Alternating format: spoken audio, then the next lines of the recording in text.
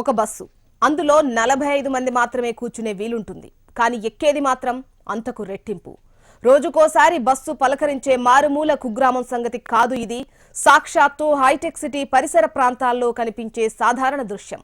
రోజు గంటల తరబడి బస్సుల కోసం పడిగాపులు పడి తమ గమ్యస్థానాలకు ఎప్పటికి చేరుతామో తెలియని శివారు ప్రాంతాల అభాగ్య జీవుల రోజువారీ యథార్థ గాథలివి. నవాబుల నగరం ఎప్పటికప్పుడు నయా హంగులు అద్దుకుంటోంది. మెట్రో సిటీ నుంచి గ్లోబల్ సిటీ అయ్యేందుకు వడివడిగా అడుగులేస్తోంది. విశ్వనగరం విస్తరిస్తూ చుట్టుపక్కల గ్రామాలను శివార్లుగా మార్చుకుంటోంది. ఎన్నో కొత్త ప్రాంతాలు ఏర్పడ్డాయి. మరెంతగానో పరిశ్రమలు, ఇతర ఉపాధి రంగాలు విస్తరించాయి. అందుకు తగ్గట్టుగా 1 కోటి మందికి పైగా జనాభాకు ఆశ్రయమిస్తోంది హైదరాబాద్ మహానగరం. కానీ ఇంత జనాభాకు అవసరమైన రవాణా సౌకర్యాలు మాత్రం అంతంత మాత్రంగానే ఉన్నాయి. ఉదయం ఒక బస్సు వస్తే దానికోసం గంటల తరబడి వెయిట్ చేసి ఎక్కే వందలాది మంది. అది మిస్ అయితే తర్వాత మరో బస్సు వస్తుందో రాదో చెప్పలేని పరిస్థితి. ఎక్కడో కాదు, నగరానికి నడిబొడ్డుగా చెప్పుకునే కోటి, ఆర్టీసీ క్రాస్ రోడ్స్, హిమాయత్ నగర్లకు కూతవేటు దూరంలో ఉండే రామంతపూర్లోని కొన్ని ప్రాంతాల ప్రజలు బస్సులు లేక తీవ్ర ఇబ్బందులు పడుతున్నారు. బస్సు రాకపోతే వాళ్లకు ప్రైవేటు వాహనాలే దిక్కు. ప్రమాదకరమని తెలిసిన బస్సు ఛార్జీలతో పోలిస్తే ఖరీదైన మరో గతి లేక వాటినే ఎక్కి తమ జీవన ప్రయాణం కొనసాగిస్తున్నారు. ఇక కొన్ని ప్రాంతాల్లో ఆర్టీసీ బస్సు వచ్చిందంటే చాలు, దాని వెనుక పరుగెడుతూ పదుల సంఖ్యలో ప్రజలు కనిపిస్తారు. ప్రధానంగా మెహదీపట్నం నుంచి రాజేంద్రనగర్, లంగర్ హౌస్, శంషాబాద్ వెళ్లే ప్రయాణికులు నిత్యం నరకాన్ని చూస్తున్నారు. అప్పుడోసారి వచ్చే బస్సుని ఎలాగైనా ఎక్కి గమ్యం చేరాలనే ఆతృతలో ప్రమాదపు అంచుకి మారుపేరైన ఫుట్బోర్డులపై వేలాడుతూ వెళ్తున్నారు. ఆఫీస్, కాలేజ్, స్కూళ్లకు లేట్ అవుతుందేమోననే ఆదుర్తాలు మహిళలు, బాలికలు సైతం ఫుట్బోర్డింగ్ చేస్తున్నారు. ఎక్కడెక్కడో శివారు ప్రాంతాల దాకా ఎందుకు, నగరానికి తలమానికంగా మారిన హైటెక్ సిటీలోనూ ఇదే దుస్థితి. వందలాది సాఫ్ట్వేర్ కంపెనీలు, వాటిలో పనిచేసే వేలాది మంది ఉద్యోగులు, వీరిపై ఆధారపడి బతికే కొన్ని లక్షల మంది. వీళ్లందరూ కూడా అరకొర ఆర్టీసీ బస్సులతో అష్టకష్టాలు పడుతున్నారు. నగరంలోని అన్ని మూలలకు ఇక్కడి నుంచి నేరుగా ఈనాటికి బస్సులు లేవు. ఎప్పుడు చూసినా వందలాది మంది గంటల కొద్దీ పడిగాపులు పడుతూ కనిపిస్తారు. ప్రతిరోజు 2 లేదా 3 బస్సులెక్కి తమ గమ్యస్థానాలకు చేరుకునే వాళ్లు తమ కష్టాలు ఎప్పుడు తీరుతాయోనని కనిపించని దేవుళ్లకు మొక్కుతుంటారు. ఇక ఆర్టీసీ సిబ్బంది కష్టాలు ఎవరికి చెప్పుకున్నా కనీసం సానుభూతి చూపరు. డ్రైవర్ స్టాప్ లో బస్సు ఆపకపోతే శాఖాపరంగా మెమో ఇస్తారు. ఎలాగోలా ఎక్కిన ప్రయాణికులు తిట్ల దండకం చదువుతారు. కానీ ఎవరూ స్టాప్ లో ఆగి ఉన్న ఆటోలను తొలగించరు. డ్యూటీ టైం 8 గంటలైనా కనీసం 10 గంటలకు తక్కువ కాకుండా పని చేస్తున్నారు డ్రైవర్ బాబులు. గతుకుల రోడ్లలో రోజు కనీసం 100 నుంచి 150 కిలోమీటర్లు ఒళ్ళు హూనమయ్యేలా బస్సు నడుపుతున్నా ఎవ్వరూ కనికరం చూపరు. అటు కండక్టర్లది అదే పరిస్థితి. కిటకిటలాడే బస్సుల్లో టికెట్లు ఇష్యూ చేయటం, ఆకతాయిలు, మందుబాబులతో చీటికి మాటికి పంచాయతీలు. ఇంత చేసినా ప్రయాణికులు, అధికారులతో చీవాట్లు. తగినన్ని బస్సులు, సిబ్బందిని నియమిస్తే సమస్య పరిష్కారమవుతుందని తెలిసినా చొరవ చూపని ప్రభుత్వాలు మొద్దు నిద్రపోతున్నాయి.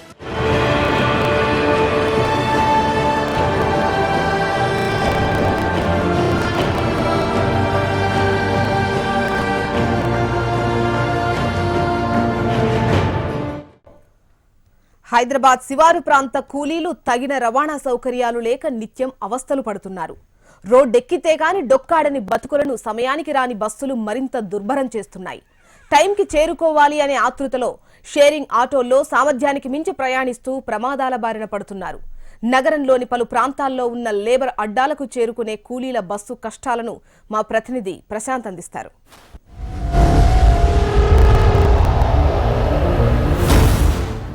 హైదరాబాద్ నగర శివారు గ్రామ ప్రజలకు నిత్యం కూలీలకు హైదరాబాద్ నగరానికి రావాలంటే ఆర్టీసీ బస్సు సౌకర్యం లేక ఆటోలలో ప్రమాద బారిన ప్రయాణిస్తూ వస్తున్నామని చెప్పేసి కూలీలు చెప్తున్నారు. అయితే వీళ్ళకు ఆర్టీసీ బస్సు లేకపోవడంతో ఎలాంటి కష్టాలు ఉన్నాయి, వీళ్ళకి ఎలాంటి సమస్యలు ఉన్నాయి అనేది ఇక్కడ కొంతమంది ఇక్కడ లేబర్ అడ్డా ఉన్నారు. మనం ప్రస్తుతం వనస్థలిపురం ఎన్జిఓస్ కాలనీ దగ్గర ఉన్నాము. ఇక్కడికి నిత్యము బిఎన్ రెడ్డి నగర్, అదేవిధంగా హయత్ నగర్, ఇటు చుట్టుపక్కల గ్రామ శివారు ప్రాంతం నుంచి వచ్చి ఇక్కడ లేబర్ అడ్డా నుండి వీళ్ళు నిత్యం కూలీలకు వెళ్తారు. చెప్పండి, మీకు ఎలాంటి పరిస్థితులు ఉన్నాయి మీరు ఊరు నుంచి రావడానికి?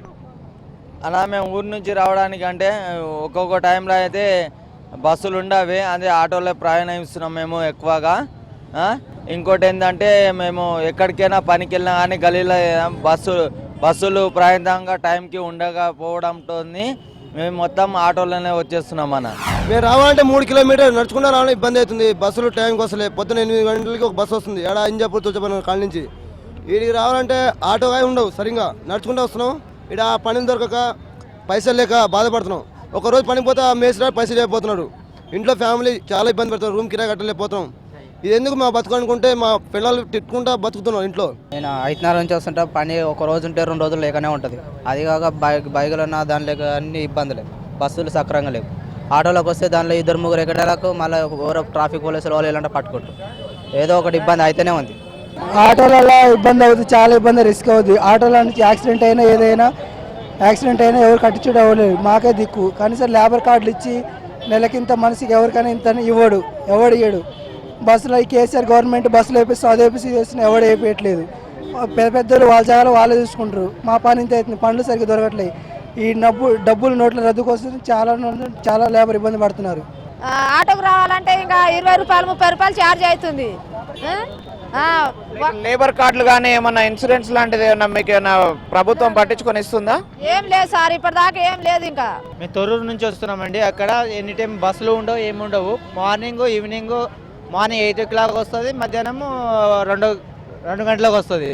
అయితే మళ్ళీ సాయంత్రం 6 గంటలకు వస్తుంది. 3 బస్సులు ఇస్తారు. అక్కడ నుంచి ఆటోలో రావాలంటే చాలా కష్టం. ఆటోలు కూడా ఎక్కువ లేవు. వచ్చిన ఒక ఆటోలో ఖాళీ 8 మంది కూర్చున్న జాగాలో 15 మంది 20 మంది కూర్చోబెట్టుకుంటారు. ఆడ మొత్తం రోడ్డు కచ్చా రోడ్డు, ఎక్కడ జారి పడితే తెలియదు. దెబ్బ తాకినా కానీ వాళ్ళు పట్టించుకోరు. ఆటో వాళ్ళు ఎవరు పైసలు ఇచ్చిపెట్టిపోతారు అంతే. ఎవరు పట్టించుకునే వాళ్ళు ఎవరు లేరండి. అంత దూరం నుంచి రావాలంటే మాకు ఇక్కడ 40-50 రూపాయలు ఛార్జీ, దాని పన్ను 80 రూపాయల దాకా అవుతుంది. ఎన్టీఆర్ నగర్ నుంచి వస్తాం మేము. చాలా దూరం నుంచి వస్తాం. ఛార్జ్ ఎక్కువ తీసుకుంటారు. జనం మళ్ళీ 10 మందిని అట్ట ఎక్కిస్తారు, వెళ్ళిపోతారు. ఏదన్నా అయితే ఎవరు పట్టించుకోరు. మాకు మళ్ళీ వచ్చినా కూడా పని ఏం దొరకట్లేదు. బస్సులు లేవండి. బస్సులే ఇక్కడ షాపింగ్ మాల్ దగ్గర ఉండి కొత్తపేట షాపింగ్ మాల్ నుంచి నడిచి వస్తాం. ఒక్కోసారి ఆటోలు వస్తే ఆటోలు ఎక్కువ వస్తాయి. ఇప్పటికైనా ప్రభుత్వం పట్టించుకొని ఇలాంటి కూలీల కోసము ఆరోగ్య బీమా కార్డులతో పాటు బస్ సౌకర్యం కల్పించాలని కోరుకుంటున్న పరిస్థితి ఇది. ఇక్కడ ఉన్నటువంటి తాజా పరిస్థితి. కెమెరామెన్ గోపాల్తో ప్రశాంత్, HM TV, హైదరాబాద్.